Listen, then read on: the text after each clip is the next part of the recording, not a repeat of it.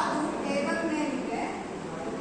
ಆ ವಸ್ತುವಿನ ಮೇಲೆ ನಾನು ಎಫ್ ಅನ್ನೋ ಬಲವನ್ನ ಹಾಕುತ್ತೇನೆ. ಎಫ್ ಅನ್ನೋದೇನ್ರಿ? ಫೋರ್ಸ್. ಎಫ್ ಅನ್ನೋ ಬಲವನ್ನ ಹಾಕಿದಾಗ ಆ ವಸ್ತುವಿನ ಮೇಲೆ ಆ ಬಲವನ್ನ ಉಪಯೋಗಿಸಿ ಸ್ವಲ್ಪ ದೂರ ಅಥವಾ ಆ ಬಲ ಎಷ್ಟು ಹಾಕಿರ್ತೇವಲ್ಲ ಅಷ್ಟೇ ದೂರವನ್ನ ಅದನ್ನ ಉಪಯೋಗ ಮಾಡಿ ಸ್ವಲ್ಪ ದೂರ ಅದು ಚಲಿಸಿದಾಗ, ಸ್ವಲ್ಪ ದೂರ ಅಂತ ಏನ್ ಹೇಳ್ತೇವಲ್ಲ ಆ ದೂರವನ್ನ ನಾವು ಎಸ್ ಅಕ್ಷರದಿಂದ ಸೂಚಿಸ್ತೇವೆ. ಎಸ್ ಅಂತಂದ್ರೆ ಡಿಸ್ಟೆನ್ಸ್. ನಾವಿಲ್ಲಿ ಆ ಬಲ ಹಾಕ್ತೀವಿ, ಆ ವಸ್ತುವಿನ ಮೇಲೆ ಅಥವಾ ಕಾಯದ ಮೇಲೆ ಬಲ ಹಾಕ್ತೀವಿ. ಆ ಬಲವನ್ನ ಉಪಯೋಗಿಸಿ ಆ ವಸ್ತು ಒಂದು ನಿರ್ದಿಷ್ಟ ದೂರವನ್ನ ಚಲಿಸಿದಾಗ ಆ ವಸ್ತು ಏನ್ ಮಾಡಿ ಅಂತ ಹೇಳ್ತೀವಿ ನಾವು, ಅಲ್ಲಿ ಒಂದು ಕೆಲಸ ನಡೆದಿದೆ ಅಂತ ಅಂದಾಗ ನಾವಿಲ್ಲಿ ಆ ಕೆಲಸವನ್ನ ಯಾವ ರೀತಿ ವ್ಯಾಖ್ಯಾನಿಸಬಹುದು, ಮಾಡಿದ ಕೆಲಸವನ್ನ ವೈಜ್ಞಾನಿಕವಾಗಿ ಹೇಗೆ ವ್ಯಾಖ್ಯಾನಿಸಬಹುದು ಅಂತಂದ್ರೆ, ಕೆಲಸ ಇಸ್ ಈಕ್ವಲ್ ಟು ಬಲ. ಬರೇ ಒಂದು ವಸ್ತುವಿನ ಮೇಲೆ ಬಲ ಹಾಕುವಂತ ಕೂಡ ಆಗುತ್ತಿಲ್ಲ. ಆ ಬಲದ ದಿಕ್ಕಿನಲ್ಲಿ ಆ ವಸ್ತು ಚಲಿಸಬೇಕು. ಆದ್ದರಿಂದ ಬಲ ಇಂಟು ಚಲಿಸಿದ ದೂರ, ಅಥವಾ ಚಲಿಸಿದ ದೂರನೂ ಅಂತ ಹೇಳ್ಬೋದು, ಅಥವಾ ಸ್ಥಾನ ಪಲ್ಲಟ ಅಂತಲೂ ಹೇಳ್ಬೋದು. ಸ್ಥಾನ ಪಲ್ಲಟ ಅಂತಂದ್ರೆ ತನ್ನ ಸ್ಥಾನವನ್ನ ಬದಲಾಯಿಸೋದಕ್ಕ ಸ್ಥಾನ ಪಲ್ಲಟ.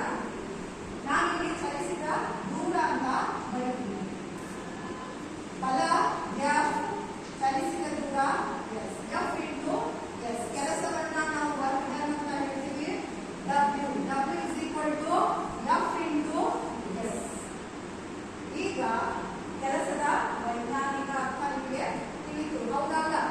ಏನು ಅಂತಂದ್ರೆ ಎರಡು ಕಂಡೀಷನ್ ಅದಾವೆ.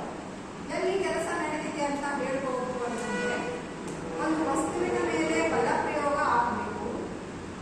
ಬಲ ಪ್ರಯೋಗವಾದ ದಿಕ್ಕಿನಲ್ಲಿಯೇ ಆ ವಸ್ತು ಚಲಿಸಬೇಕು. ಈ ವಸ್ತುವಿನ ಮೇಲೆ ಬಲ ಪ್ರಯೋಗ ಮಾಡಿದಾಗ ನಾನು ಈ ದಿಕ್ಕಿಗೆ ಬಲ ಪ್ರಯೋಗ ಮಾಡಿದೆ, ಇಂಥ ದೂರಾದೇನಿ ಅಂದ್ರೆ ಅದು ಇದೇ ದಿಕ್ಕಿಗೆ ಮೂವ್ ಆಗಬೇಕು, ಉಲ್ಟಾ ಹೋಗೋದಿಲ್ಲ. ಹೌದಾ? ಅದು ಎಲ್ಲಿದ್ದ ಡಸ್ಟರ್ ಇಲ್ಲಿ ಬಂದೈತಿ ಅಂತಂದ್ರೆ ಎಷ್ಟು ದೂರ ಕಳಿಸಿತು, ಆ ದೂರವನ್ನ ನಾವಿಲ್ಲಿ ಎಸ್ ಅಂತ ಹೇಳಿ ಮೆಜರ್ ಮಾಡಿ ಬರೀಬೇಕು. ಅವಾಗ ನಿಮಗೊಂದು ವರ್ಕ್ ಅಂದ್ರೆ ಒಂದು ವ್ಯಾಲ್ಯೂ ಸಿಕ್ತು. ಈಗ ಆ ಡಸ್ಟರ್ಗೆ ನಾನು ಎಷ್ಟೇ ಫೋರ್ಸ್ ಹಾಕಿದೆ ಅಂತಂದ್ರೂ ಅದು ಮೂವ್ ಆಗಲಿಲ್ಲ ಅಂದಾಗ, ಅಲ್ಲಿ ಅದು ಯಾವುದೇ ದೂರವನ್ನ ಕ್ರಮಿಸಲಿಲ್ಲ ಅಂತಂದ್ರೆ ಚಲಿಸಿದ ದೂರ 0 ಆಗ್ತದೆ. ಎಫ್ ಬಲ ಹಾಕಾಗ್ತೀವಿ, ಆದ್ರೆ ಅದು ಯಾವುದೇ ದೂರ ಕ್ರಮಿಸಲಿಲ್ಲ ಅಂತಂದ್ರೆ ಅದು 0 ಆಗ್ತದೆ. ಅವಾಗ ವರ್ಕ್ ಡನ್ ಏನಾಯ್ತು? 0 ಆಯಿತು. ಅಲ್ಲಿ ಯಾವುದೇ ಕೆಲಸ ನಡೆದಿಲ್ಲ ಅಂತ ಅರ್ಥ.